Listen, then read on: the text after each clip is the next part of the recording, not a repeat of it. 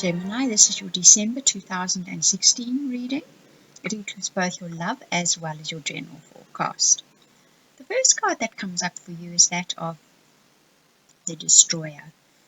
And this card speaks about you actually getting rid of ideas, habits, patterns that stop you from growing and from expanding and from basically doing what you should really be doing with your life. Not as in a should way, but that would actually make your life more interesting, probably even more fun.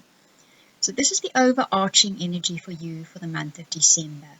It's having a look at those things where you stop yourself all the time because you think you can't, you're not good enough, you're not able to, or you've gotten into such a habit of doing a thing a certain way that you don't think anymore of doing it in a different way, and that could actually make your life more interesting, more fun, possibly even too.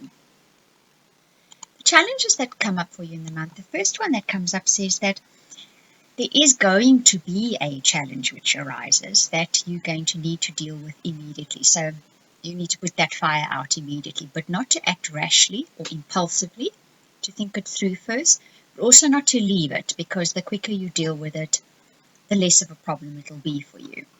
Then that second card speaks about being a bit too self-involved. Now, sometimes when one gets to a bit of a situation where there's a challenge that demands all your attention, you do need to be focused on what your issue is. But sometimes we get a little bit lost in that focus and we forget to look around us and see what's happening around us. And perhaps there are other people that need our attention, or there are people that actually are going to be offering us guidance and support, but we're so embroiled in what we're doing, we forget to look around us and we don't get that guidance and support. So this card is saying, focus a little bit outward of your problem at times to see what's happening around you, because one, there's guidance, and two, it may offer you alternative solutions. That third card that comes up says that you need to give yourself that bit of a push to do that, whatever it is that you're putting off. So it could be that you're just not wanting to deal with whatever this is that comes up. So you do just respond rashly or impulsively just to get it out of the way as quickly as possible. But you need to give yourself a little bit of a push to deal with it in the way that it should be dealt with, because that's going to be the most effective and possibly the quickest way to solve the problem too in the end. Then your opportunities for December. The first one says give yourself a bit of time to daydream. Now this is probably something not many of us do anymore. We don't think we have time, and secondly, we don't feel we even should be doing that. There's so much we need to do.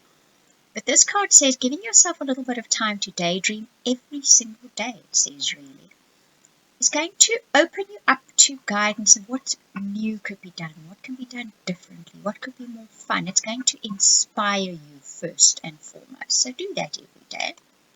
The other opportunity you get in December is to cut out of your life something which is not needed, or perhaps more than one thing which is redundant and not needed in your energy field anymore. Actually, interesting, that came through. So there is stuff sitting in your energy field, it seems, that needs to be removed. It's no longer serving you, it's holding you back. Cut it out. And that third card then speaks about listen to yourself, not what other people think you should do, not what other people think you should be saying, whether they say it or you just assume they're thinking that. Look to yourself for that guidance, because what you really want and need, you know in your heart what that is, and that is what you need to be doing and aiming for and dreaming about. Now, where love and relationships are concerned, that first card that comes up speaks about taking some time out to yourself. So it comes up again that you need to be by yourself so that you can remember what it is that you want. When we're too surrounded with people all the time, we tend to take on a lot of their expectations and their wants and their needs, and we forget about our own. Spending time alone puts you back into contact with your own wants and needs. That second card speaks about you've been in this position before. You have the knowledge this time. You can either repeat the entire situation or sequence of events again and end up at the same spot, or this time you can make a different choice and you can walk a different path. Because that returning card speaks about that once again, that you're going to end up walking through that same door again into that same situation, but you are wiser this time. You have been here before. You have the wisdom and the knowledge of what the sequence of events will be. So if you make a different choice this time, then those events are not going to repeat themselves.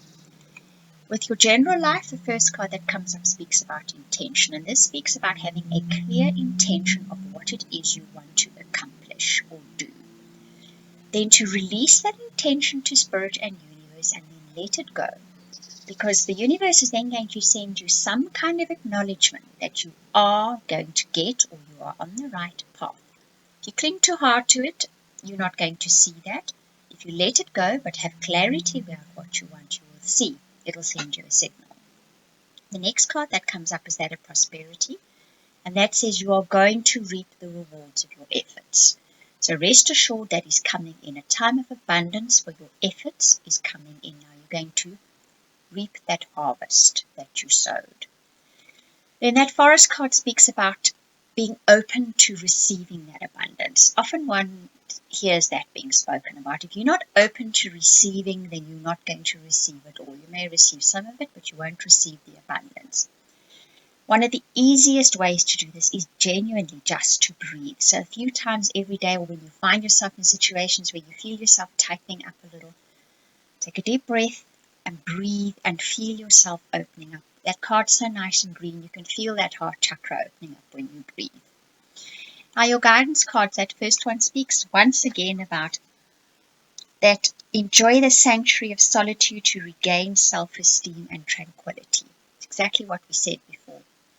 Spend time alone, where you don't have that constant input from the outside and from people, and alone means without your electronic goodies as well.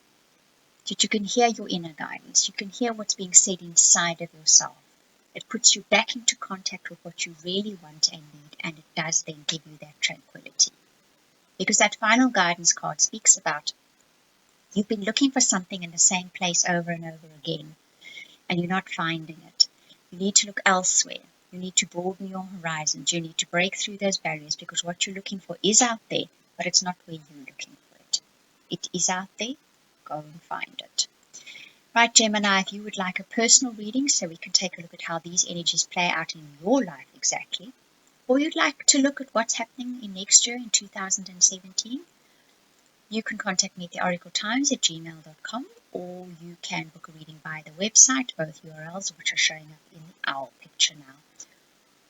And I do hope you enjoyed this reading. Thank you very much for watching and listening.